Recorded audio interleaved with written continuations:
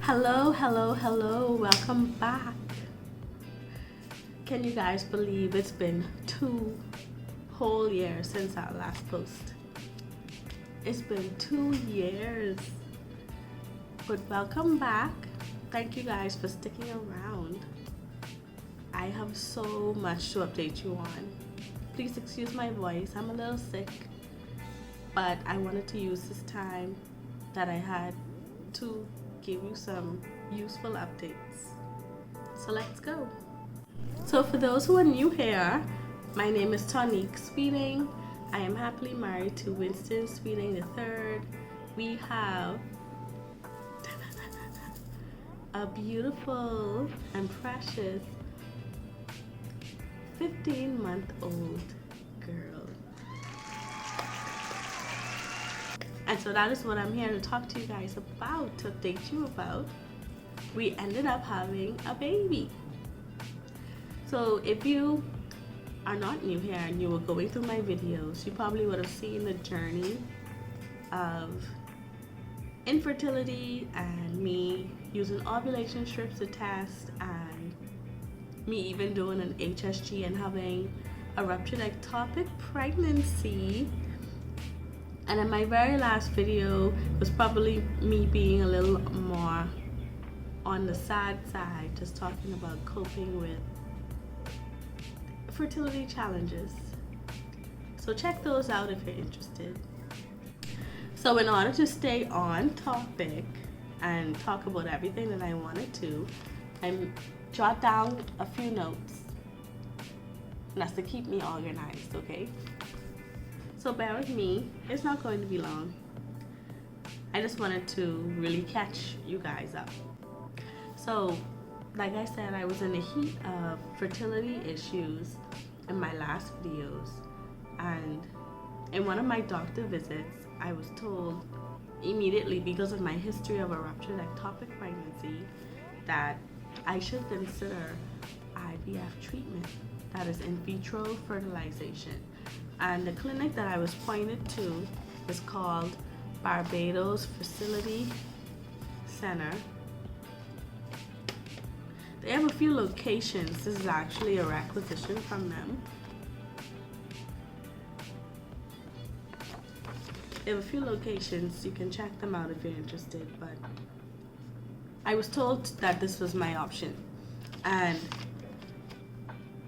although my husband didn't agree, he still supported me by doing some of these tests that they asked for him to do. So one of them was a semen analysis. And I'm sure that was very difficult for him to do, but he's so caring that he went and he did it anyway. And his results came back normal. For the sake of his privacy, I'm not going to post his actual numbers, but I'll just post mine. So another thing they wanted was a test for like the eggs, ovarian eggs. And the name of the test is anti-Mullerian hormone count. So the normal range for that was 1.03 to 11.1, and my result was 2.36. And so I was in normal range, which helped me to understand that, okay, at least that's normal.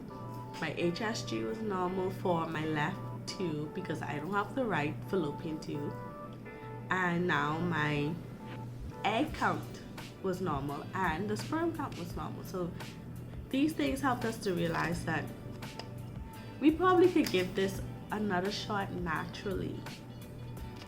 So we did away with the IVF. After we chose not to proceed with the IVF, I became a little frustrated because I wanted to know what next. And honestly, if I could go back and tell my old self to calm down, I would do that. And that's some advice that I would like to give. In the process of trying to conceive, being calm and level-headed is so important, because otherwise you just end up having a lot of anxiety and end up being kind of unhappy. What I did was I took all of these results, the sperm count, the egg count, and my HSG, to a gynecologist. And I presented them to him and I said, what's the plan? Like, I did these things. We've been trying to conceive for about 2 years. I had a ruptured ectopic pregnancy. I don't have my right fallopian tube. What can you recommend? And that is when he told me about Clomid. So I had my former coworker told me about Clomid when she would check my ovaries. So she checked my ovaries every cycle on ultrasound to see which ovary would have the dominant follicle, and that's the follicle or cyst that would rupture and release an egg, hopefully. So we saw that it was only really the right side for months. This was about 4 or 5 months that we checked, and only the right ovary was giving us the dominant follicle. Now the gynecologist told me to avoid conceiving when the right ovary has the dominant follicle.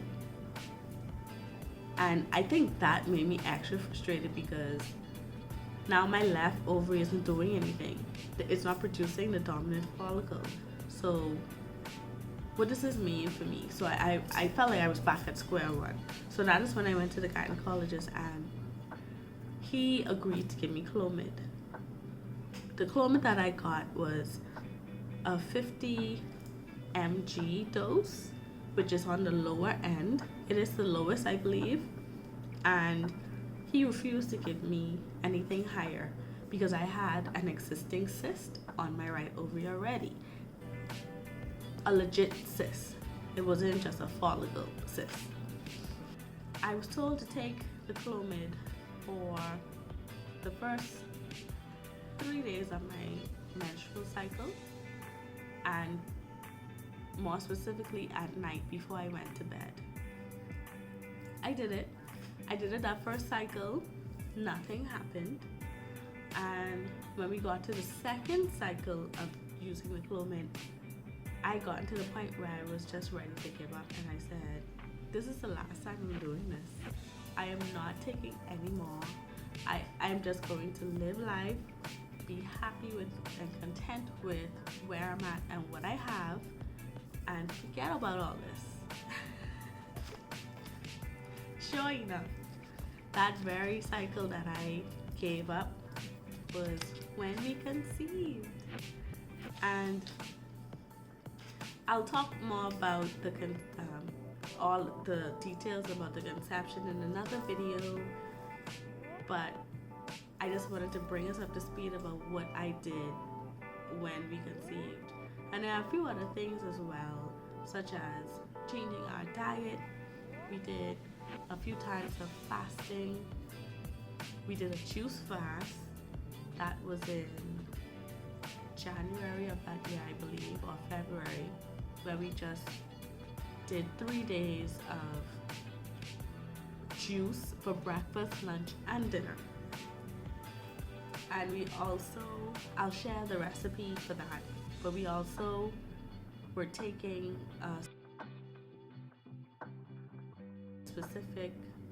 I was taking prenatals for a few months prior to conception, and my husband was also taking something else that I will put on the screen that we feel helped, along with our faith and just fasting together, separate from a cleansing fast. We just fasted in faith. And I had a C-section at 8:56 on December 13th, 2023. And we welcomed a preemie baby. I had placenta previa, and she had to come a little over 3 weeks early for both of our safety. But she is here, she's vibrant, she is the life of the party. She has a unique personality, and we love being parents. I will upload a few more videos just highlighting different areas of parenting and nursing and just the whole 9 yards. So stay tuned, and thank you again. I'm so happy you guys stuck around.